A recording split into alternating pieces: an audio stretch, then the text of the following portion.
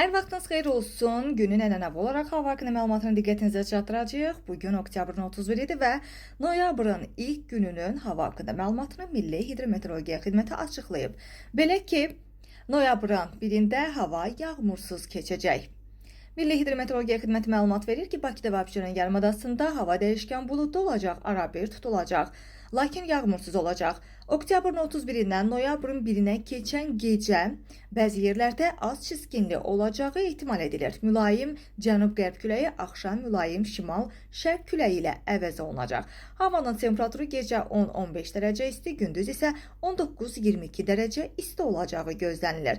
Azərbaycanın rayonlarına gəlincə, Azərbaycanın bölgələrində hava yağmursuz olacaq, bəzi yerlərdə duman olacaq, qərb küləyi isə arabir güclənəcək. Havanın temperaturu isə gecə 5-9 dərəcə, gündüz isə 19-24 dərəcə isti olacaq. Dağlarda isə gecə 0-4 dərəcə şaxta, gündüz isə 5-9 dərəcə isti olacağı gözlənilir.